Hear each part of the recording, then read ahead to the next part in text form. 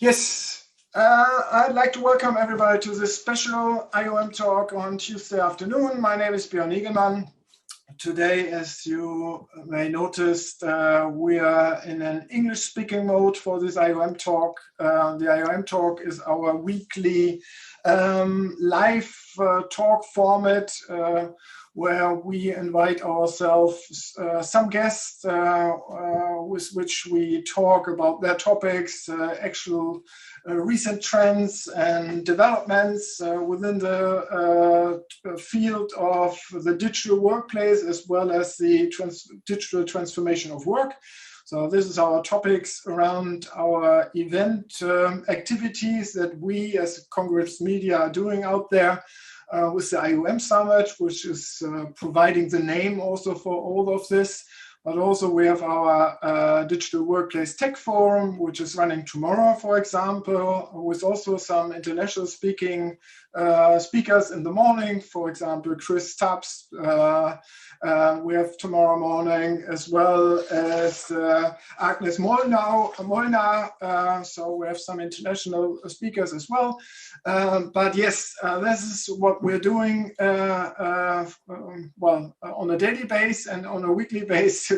We have these IOM talks. And this week, I'm very honored to have a special friend and guest here by my side, and that I can welcome Isabel de Clercq besides me.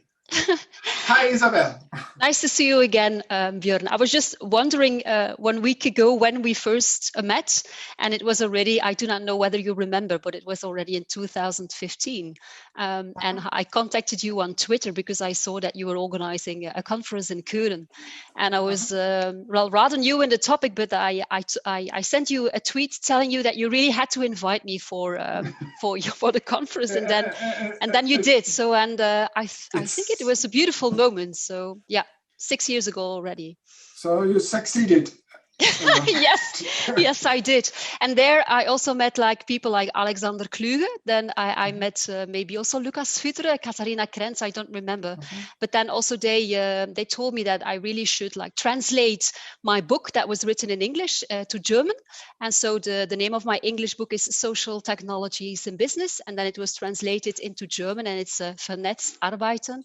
So yes, here I am again. So thank you for having me. You're welcome.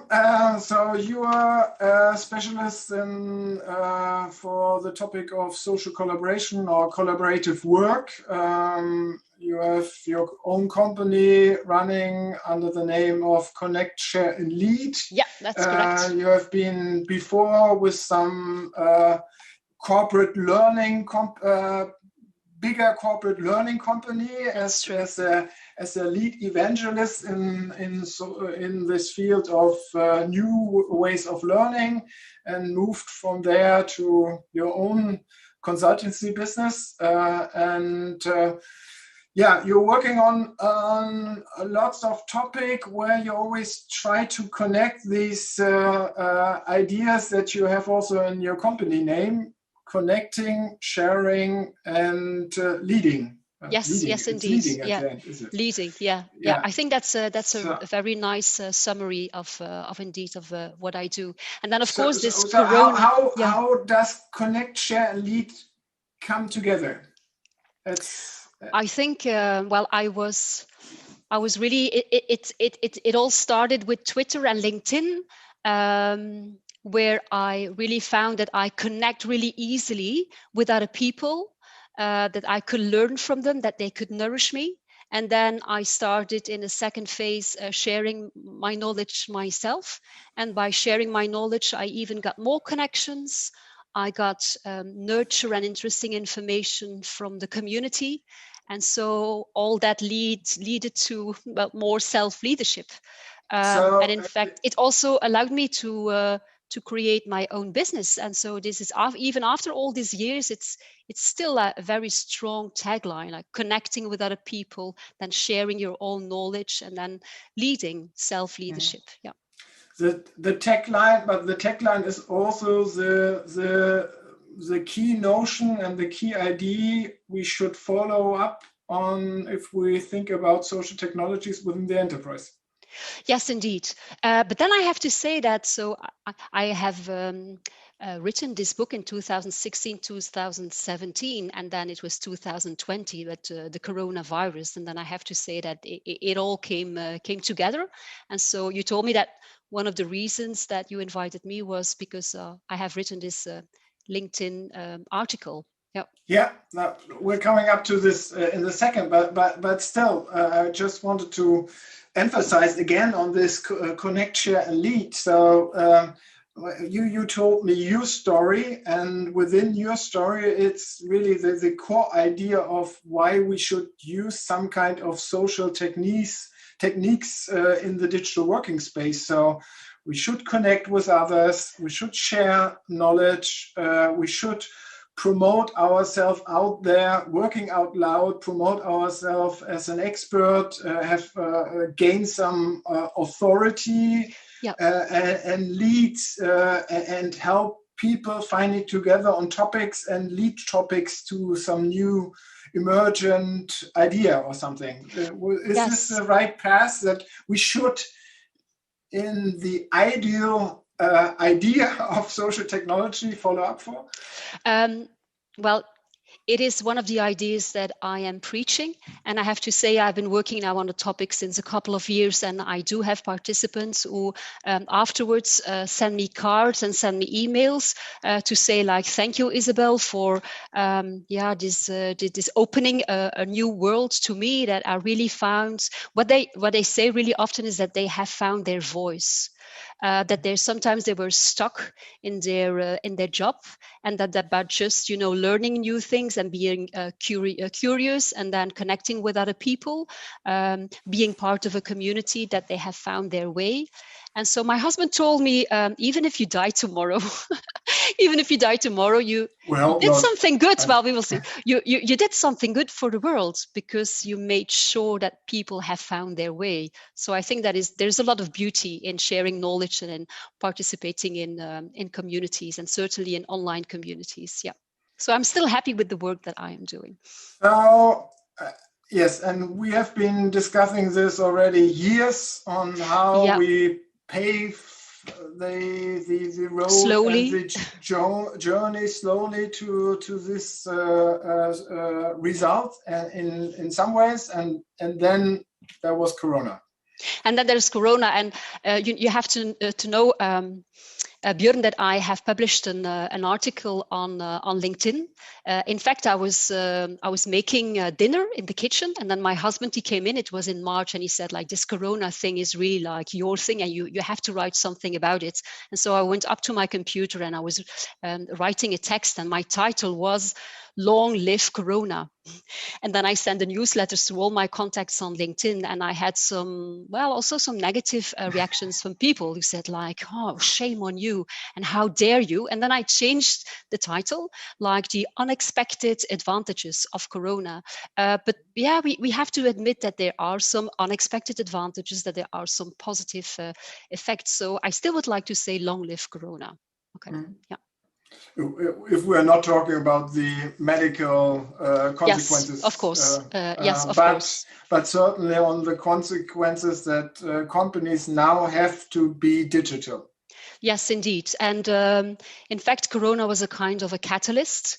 And this working from home and remote work and social technologies and having digital meetings, it was there already a bit, but then all of a sudden organizations just had to jump on it, and now everybody thinks it's normal to have a meeting using Microsoft Teams. Mm-hmm. So yeah. There were and now we have 12 months of digital distributed work, and everything is running, isn't it? I have written this text with a negative title. Do you know that I have also translated the text into German? And so the title is digitaler Kopfschmerz. How is my pronunciation? Is it good? Yeah, it's good. No, Migräne, we have the... Migräne auch, yeah, Migräne, so we have the same word. Because Kopfschmerz is just a single pain, and Migräne is a recurring headache. then I think that the migraine is better in this case. Yes. So yeah, I really had to write this article, and I also sent it to a Belgian newspaper. It is called De Tijd, and they decided to publish it, and they published it in December 2020. And I had a lot of positive reactions on it. Yeah. So what was the key idea of this? So why are you thinking about the digital migraine if you think about digital work? Yeah. At the moment. I know that you want me to give like one key message and one main message of the article, but you have to know, Björn, that when I was writing the article, I had like 3 messages in my mind. So let's start with the first message. So I think that if we want to make the future of work, the hybrid workplace, if we want to make it a success, what we need is like a positive image on working from home. And I can tell you that, well, if you read articles about the home office, 3 images always come back. It's about yelling children, it's about people working in pajamas, and it's about cats. And even last week, there was an article in the New York Times. It was about the future of work. And just imagine the image that was up front, it was a cat. So what I really would like to see more as an image that talks about the future of work and working from home is, for example, a knowledge worker that is able, to focus on his work without being disturbed, without distractions. So like the positive image on the future of work. So that was like one message. A second message is, of course, this title that I still really like. I have been inspired by all the images that were passing by on Facebook and on LinkedIn and on Instagram. The image of people who have a terrible headache, migraine, a digitaler migraine, because they realize that all day long they are sitting behind their computer and they are just, participating in meetings. And I think that this is really like funny. Why is this funny? Because it is like as if people only now are aware of the fact how they spend their working days. Now they finally realize that, their working day is like filled with a lot of meetings, and that only in the evening they can go to the true work. And so Corona did not change the way their activities during the day. But I think what is interesting is that Corona has put like a magnifying glass on what was not going right even before. So that was like the second message. And then the third message, you have to know that I have a lot of German connections, and one of the German connections is Mark Habenicht. He's working for Robert Bosch. And so on LinkedIn, it was on a Sunday evening on November, I saw a message from Mark Habenicht, and he was referring to a podcast with a certain Matt Mullenweg. And so you have to know that each day at 12 o'clock, I go for a walk in the park that is over there, and I listen to a podcast. And so this podcast was really great. And in fact, 2 ideas caught my attention. I would like really to take the time to explain these 2 ideas. So thank you also, Mark Habenicht, for having shared this interesting podcast. So this guy, Matt Mullenweg, he's a tech entrepreneur. He's American. He's rather young. He says that when we talk about the future of work, we always use the words working from home and remote work. And he says that the word is not the good one, because if you talk about remote work, it presupposes that like somewhere else there is like a central location, where the real work gets done. So you have this link of or relationship of inferiority between working from home and then the central office. So there is no equality between them. And so what he said is that we should use another word, and you all have already used it. It's the word distributed work. So work can be done on different locations. And what is important is that there is this relationship of equality between the different kinds of locations. So you have like the yin and the yang. So home office and working from in the central office, they are not to be seen as competitors. They are complementing each other. And so I really like this idea of yin and yang. But then there was a second idea, really interesting. So he said that you have 5 levels of distributed work. Level 1 is where everybody is working in the office. Level 2 is when everybody is working from home, and then we try to copy the offline world with the digital tools. And there he said that's a very dangerous level because people get digitaler migraine and you have burnout and there is a lot of stress, etc., because we do not use the full potential of digital tools. And so level 3 and level 4, it's about using the full potential of the digital tools, going towards, and then it becomes even more interesting, synchronous and asynchronous collaboration. And so also there, we don't need only asynchronous collaboration. No, it's again the yin and the yang. We need both of them and we need a healthy balance. And asynchronous is not inferior. No, there is again this concept of equality. And then of course you have the nirvana. It's just the objective that you have to reach. So these were like the the 3 ideas that I wanted to put in the article. So you have this positive image, you have the magnifying glass, and then you have Matt Mullenweg with, this concept of equality, yin and yang, working from home, central office, synchronous, asynchronous activities. All that together in just one text. And then I would add another idea for the moment that I was also discussing with Harald Schirmer last week in our IOM talk, that certainly this situation right now of home office and distributed work for the most people who have family is not a normal mode of working. So they have different concurring stress factors in their work, and you can compare this. So there are a lot of people who don't have their own working space at home. They're working in the living room with children jumping around besides, and the cats, yes. I mean, the cats, I think they are still okay for the meeting, for the video conference, but the children who are distracted and so on, and also have questions and needs and so on. So, I mean, this is another fact for where we. It is true. Where we certainly have to think about that the way the situation at the moment is not the real situation that we wish for as a remote, distributed, virtual way of working, isn't it? Indeed. I think that sometimes when I talk about the success of the hybrid workplace, I also talk about basic hygiene. And one of the elements of basic hygiene is that you have a home office where there are no children playing around. And of course, what we have to think about is we have to focus on a post-pandemic scenario where children will not be at home, where they will be in school. But even then, what I see in Belgium, Bjorn, is that organizations really in Belgium, they don't want to go back full-time to the central office. And they say that the central office will become more like a place where you meet people.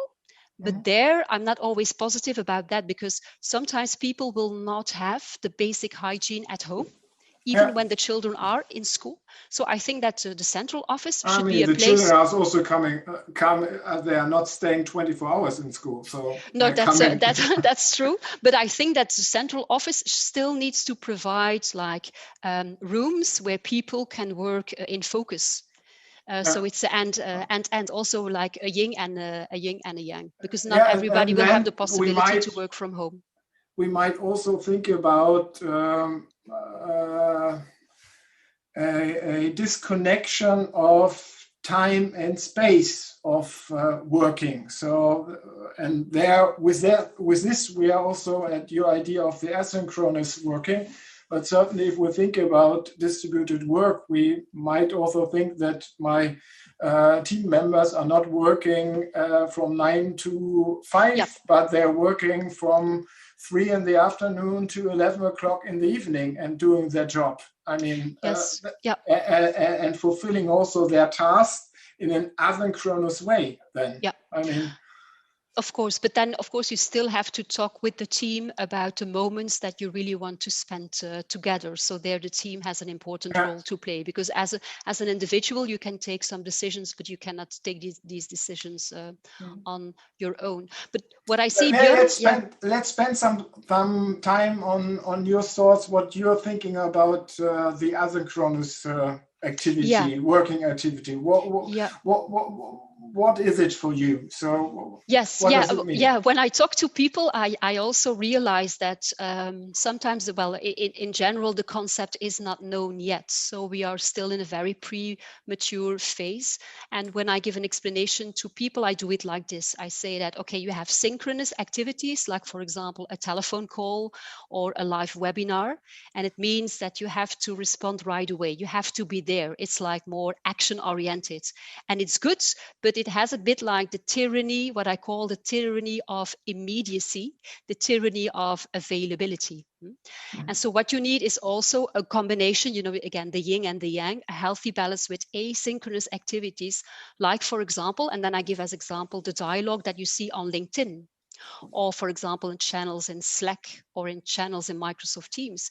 And there it is called asynchronous activity. And what I like about it, and then I always say in my workshops that I hope that people will fall in love with asynchronous collaboration, because it allows more time for reflection. You go away from the tyranny of availability, and so you have this time for reflection. And I think if you have both of them, like synchronous and asynchronous, a healthy balance, then you go to a more healthy workplace. And what I also do is that I give concrete examples of how organizations are already working with this balance of asynchronous and synchronous. And I have to admit that I do not have like thousands of examples, but I will give you 3 of them. So one of these examples is that I had a conversation just in December with a Dutch company, the CEO of a Dutch company. And what he said was really interesting. He said, yeah, Isabel, for me, meetings are to be seen also as intrusive moments. You take away time from my real work. So he said, if we meet, we only come together for things, for activities that need our synchronous presence. And so the rest, he said, we do it in an asynchronous way. So he said, when we have meetings, everything is really well prepared in a transparent way. And so our meetings are shorter. And so what I like is, again, so this balance, this combination of asynchronous and asynchronous. Then another example from a team working on business intelligence in a French bank, but that is also a very important employer in Belgium. It's BNP Paribas Fortis. And so there is a team, and the team felt a bit disconnected in Corona. And so I give them the following advice. So each evening, just take 5 minutes to write down in a kind of a blog, but a very short one, not just a long text, but bulleted points in SharePoint or whatever, what you have been working on. And so they do it to end the day, and they call it, it's like a kind of a routine, to close the day. It's a kind of they call it a verbal mindfulness exercise. But then each 14 days, each 2 weeks, they come together in a synchronous way. And there is always somebody else who is organizing this meeting. And so he has been going through the blocks, through the different elements. And when there are some elements that really took his attention, he will install a dialogue about these elements. And this is really great. This is what I really like. So you have the connection through the asynchronous communication, and then the asynchronous and synchronous communication. And then there is the last example that is already like rather old. I had in 2016 an interview with an Indian guy working for Mercedes-Benz. And he said that asynchronous and synchronous, the combination, it helped him to go through a better decision-making process, because he says if you only take decisions in meetings, synchronous moments, it's the extroverted people who show up, and those who I hire in the organization chart, they give their opinion. But he says, so I launched the meeting, very short, synchronous communication. And then I give them the time, to advance their point of view, to elaborate on that in an asynchronous way. And then he said, people who are more introverted, they get the time, also to participate. And then we come back in a synchronous way. So again, this yin and yang, this balance between synchronous and asynchronous. And I have to say that when I was listening to the podcast of Map Mullenweg, he was like maybe too much focusing on just asynchronous communication. And I think that's not a good idea. We need a balance, the yin and the yang. We need both of them. Yeah. But organizations now have had nearly 12 months of trying out. Why haven't they figured out how to find the yin and yang? I mean, we've been discussing this certainly also already in different discussions. You have been with our digital workplace disruption conference last year already. We had our IOM summit.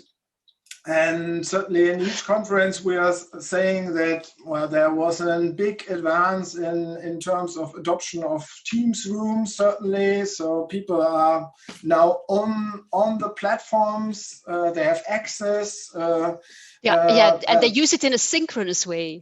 And they're using it in a synchronous way, but on the same time, I mean, also the managers, they are certainly asking for video conferences, but before, I mean, it was always that the managers had their meetings, their live real-time meetings, and they were always expecting people to be present within the meetings. Now they are also in the same situation as their team members. They are also in this distributed mode, and they should also learn that only focusing on a synchronous way is blocking my time the whole day, and I cannot do anything else anymore. So actually, what I'm not understanding is why are the people also from the team members to the managers haven't learned within the past 9 to 12 months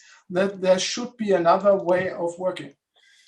I have to admit that I see the last weeks in the conversations that I had with people, that I see some things are moving because of the digitaler migraine.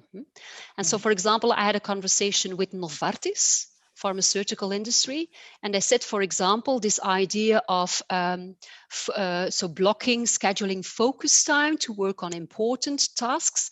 They are introducing it. For example, on Friday afternoon, there will be no scheduling of meetings. Yesterday, I had a conversation with a girl from Euroclear. The same thing, that on Friday afternoon, they are allowed, to do focus work. There will be no meetings. For example, also Novartis, they really promote the use of Microsoft Teams Analytics to give a kind of a mirror to people, to analyze the way they use their time. But of course, all of this, Björn, it presupposes more self-leadership. So it's not the manager who is deciding how an employee is going to use his time. It's more like self-leadership, self-structuring your day, proactivity, being at the wheel of your development. That is one thing. And I think for a lot of people, it is quite new. And then there's also another thing that is really interesting. For a lot of organizations, they promote a dichotomy between acting and reflecting, between doing and thinking.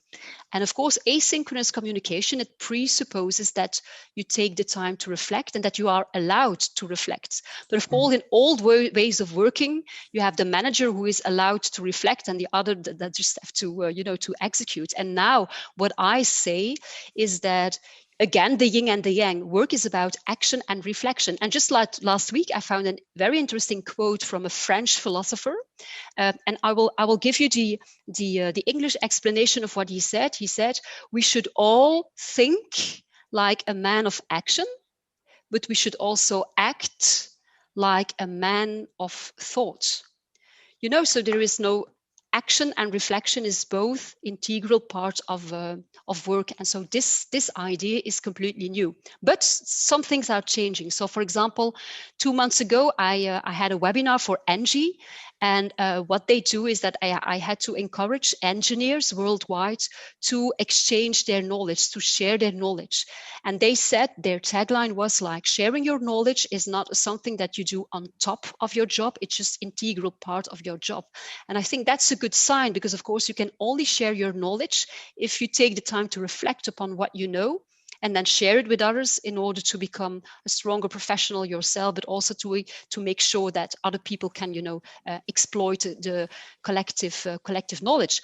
But so what I wanted to say is that asynchronous communication, it presupposes a certain mindset, a mindset of proactivity of employees, of more self-leadership, of being encouraged to schedule focus time, to focus on your important tasks and not just getting things done, and about, this going away from the dichotomy between action and reflection.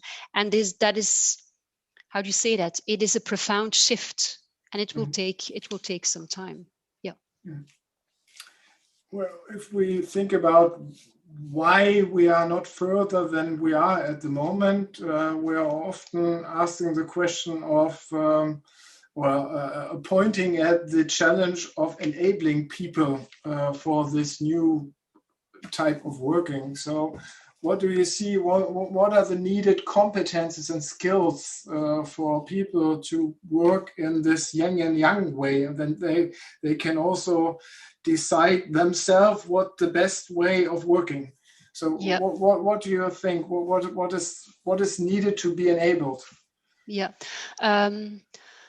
Well, for asynchronous communication, having strong communication skills, it becomes more important than before.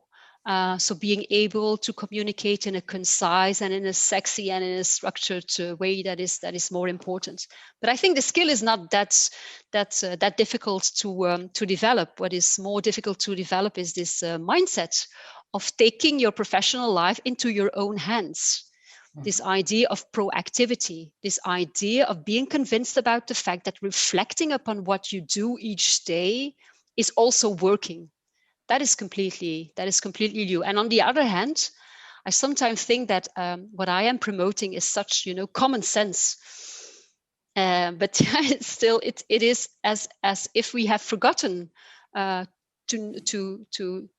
be good knowledge workers. It seems like we have forgotten how to do that. Knowledge work is also about working on your own.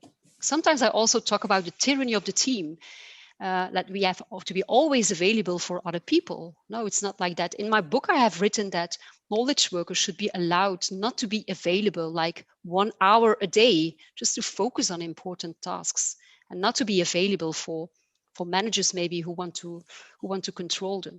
But I have to admit, Björn, that I started working from home in 2012, and it took me like a long time before going to this heightened self-consciousness, more proactivity, more reflection. It also took me some time, and of course I had the boss who allowed me to do so. Yeah, I mean, you're pointing out certainly to one important aspect, that certainly working on your own means also working out loud, so people are then seeing what you're working on. And I mean, it's not just seeing to control, but also seeing to learn and to take part and to have a good feeling. I mean, and that's also a very important thing, aspect you have to follow up on. And then, of course, you come to another beautiful subject that is one of my favorites. It's lifelong learning, because working out loud is in fact about making your work visible and transparent, so that other people can learn from it and that you get feedback from the community. And then I had an interesting conversation with my children at the dinner table, and I said, like, I would like to give some tips to people to participate on social media, on LinkedIn, for example. And then my son, he said the following. He said, it comes from the stomach. I said, it comes from the stomach, your guts. I said, what are you saying? As he said, it comes from a feeling of curiosity. And a curiosity, you cannot force people, Mom, to be curious, and you cannot translate it into tips and tricks. And I thought, like, that's really an interesting thought. And then you can ask yourself, where does this curiosity come from? Maybe it comes from your education, from your parents, or from the friends you have got, or from some teachers that you had at school.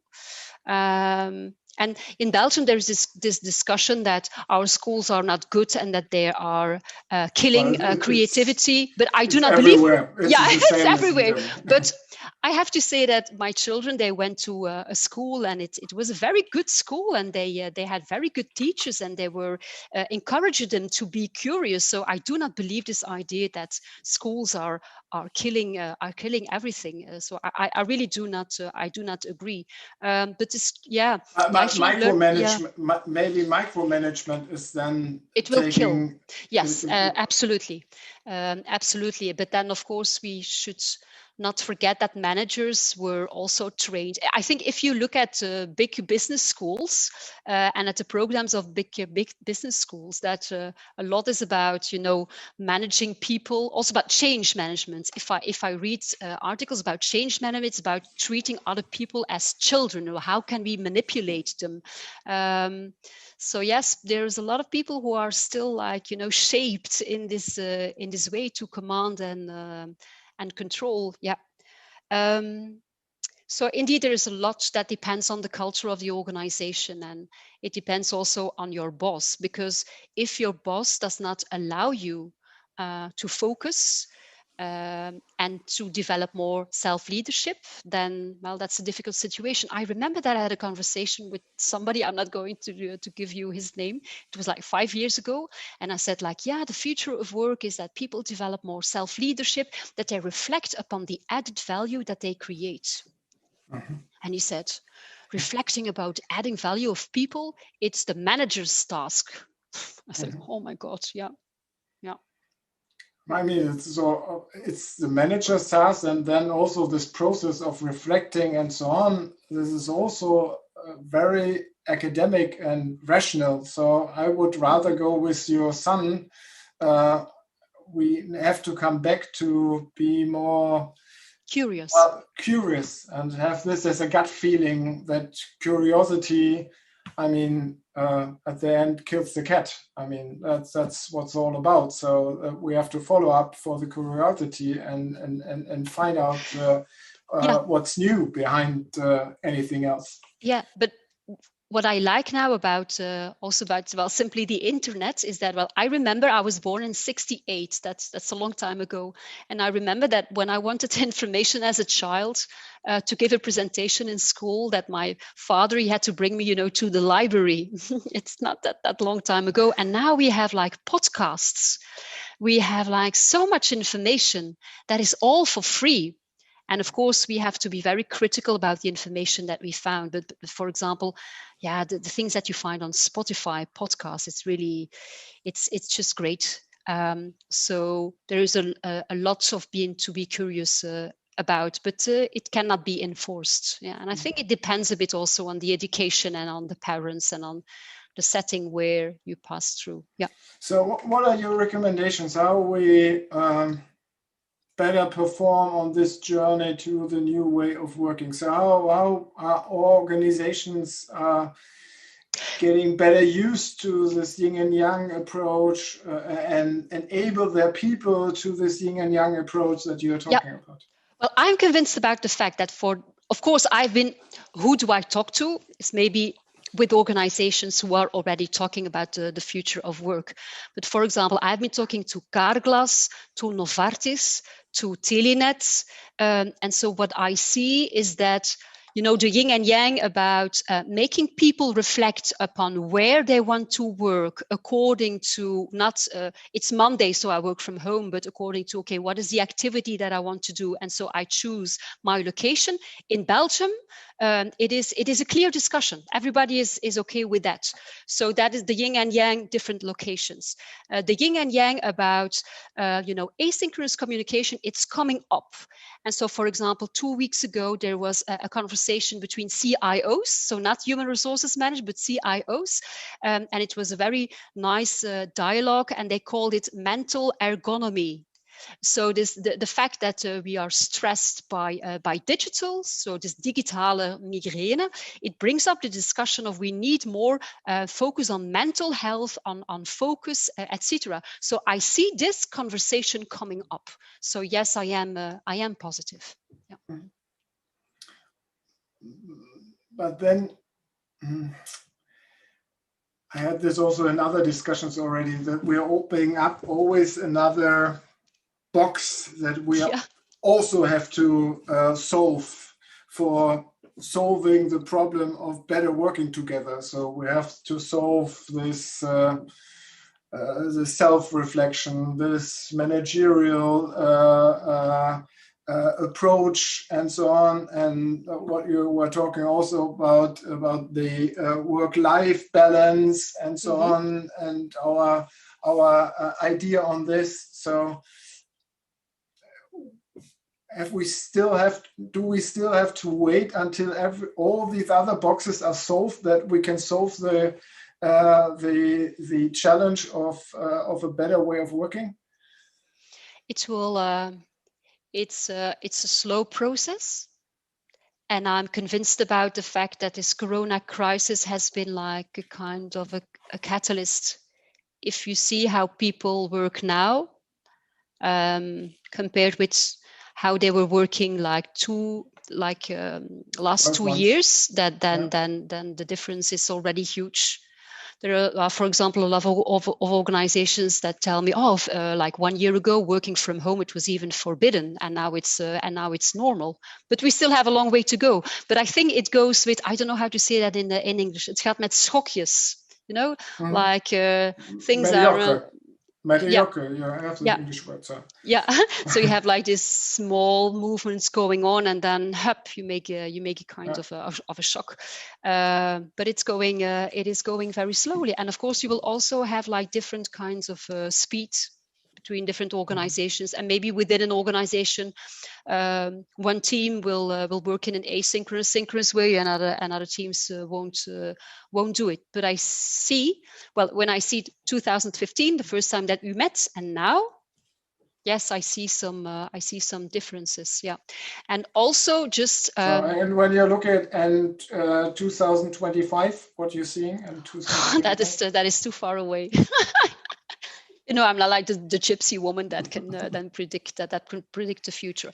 What I hear is that this more focus on the individual that can make decisions about where to work, that is clear in Belgium. That is clear. We're not going back full time to the central office. That's one. Second thing is that people, managers. So not just people like us who are enthusiastic about the future of work, but also, for example, these CIOs, they are talking about mental hygiene and mental ergonomy. I think that's a very positive sign.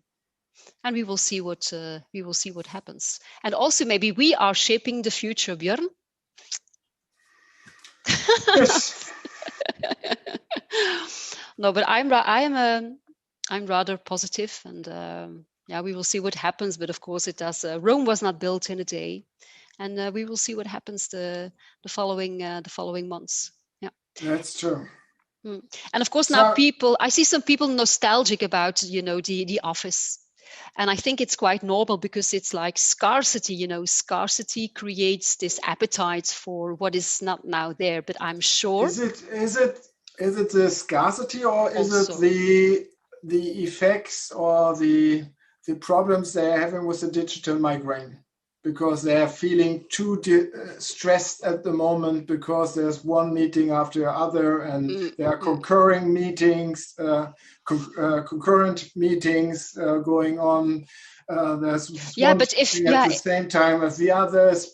That was, before in the office we had the limitations was the meeting spaces. So you have to book a meeting space. If it was not free, you could not do a meeting. So, and now you don't have these limitations anymore.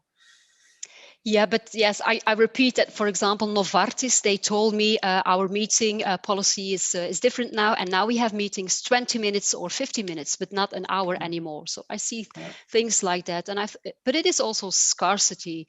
And then you have these people who are very nostalgic about meeting people at the coffee corner and the water cooler moments. And of course, it is nice to have a chat, and work also has a social